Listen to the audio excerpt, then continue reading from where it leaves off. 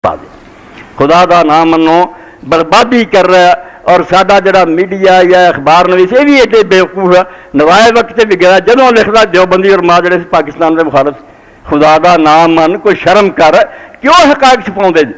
सारे ही पाकिस्तान के मुखालफ सी, सारे माफ सी। मैं अज के खुतबे सिर्फ ये बयान कर रहा गवाही ना छुपाओ। जी कुरान की आयत पढ़ी है कि जेड़े जेड़े को अल्लाह की तरफों कोई गवाही है वह ना छुपावे सब तो बड़ा जुर्म है। जो तुम्हें हक का पता तुम उन्होंने छुपा दो कि अल्लाह का मैनू तुहाडे करतूतां का पता।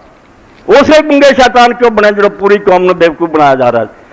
सारे गिरोह इन्हों चो हर गिरोह च एक पार्टी पाकिस्तान की दुश्मन सी। बरेली भी दुश्मन सी, कायद आजम काफिर आते सी, पाकिस्तान आते सी। बिल्कुल बनाना जुर्म है। मैं अज ये हवाले पढ़ूंगा ताकि तारीख में उगार जो सुन्नी बड़े नाल सी झूठ बोलते।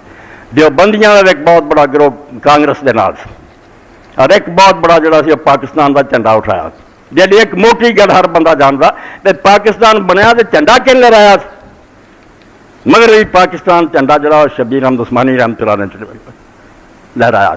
देवबंदी सी बहुत बड़ा मौलाना अशरफ अली थानवी रहमतुल्लाह ने और कायद आज़म का जनाजा भी उस पढ़ाया। करारदाद मकासद की असैम्बली पास हुई किसी का हिस्सा नहीं, सारे मामे बनते फिरते। सिर्फ शबीर अहमद उस्मानी ने तंग करता मेरे नाल वादे की थोड़े फिर नहीं दिता उन्हें। दरवेश आदमी से उन्होंने कोई शौक नहीं सी करवाया कम उन्हें। और पाकिस्तान जो मशरकी उत्थे झंडा मौलाना जफर अहमद उस्मानी ने लहराया। दोवें मौलाना शरफ अली भांजा भी। इस तो क्यों हकायत बदले बाकी हर गिरोह च मुखालिफ ही सी, कोई शक नहीं। देवबंदियां का बहुत बड़ा तबका उसे आता सी पाकिस्तान की बजाय यार अंग्रेज को कढ़िए ये 100-200 साल तो सारा मुल्क चट गया कट्ठे होइए हिंदू मुसलमान। उन्होंने ये नहीं दसता भी अंग्रेज तो बाद की बनूंगा वो आते बाद वेखी जाऊगी। इस बेईमान को इतों करना वतन को आज़ाद कराना ये समझो एक खबरसवार से नीयत उन्होंने भी नहीं सी बुरी। आते सी पाकिस्तान बन गया अद्धे मुसलमान उधर रह जाएंगे अद्धे सारे थां से मारक एक मुल्क होगा साढ़े कुछ ताकत होगी कट्ठी तादाद वो भी अपनी उन्होंने नीयतां उन्होंने नाल मगर दूजे वेंदे सी भी हिंदू के नाल रह के साडा कुछ नहीं बन असीं मारे जाना। ये अपना अपना इतिहास। देवबंद भी दो गिरोह सी, बरेली भी दो गिरोह सी।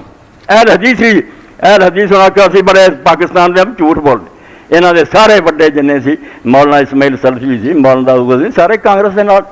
मौलाना अताउल्लाह हनीफ होनी मरण तक रहा आज़ाद सच्चा मगर पाकिस्तान के हामी सी मौलाना इब्राहिम सियालकोटी जैसे रहमतुल्लाह ने।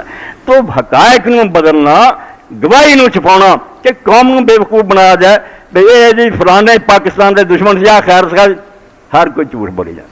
और हद हो गई है कहेंगे सारा तो पहला मौलाना मिर्जा खान रहमतुल्लाह ने आख्या जी पाकिस्तान बनना चाहिए मुल्क तकसीम होना चाहिए। तो सामने पढ़ूंगा उन्हें आख्या मुल्क तकसीम करना काफिरां दा काम है। तुसीं ये चाहुंदे जी कि इलाका काफिरां नूं दे दईए उत्थे कुफर दे कानून च रहो आप बन के देंगे जी उसे कुफर चले तुसीं खुद भी काफिर हो जाओगे जो उन्होंने एक इलाका दो।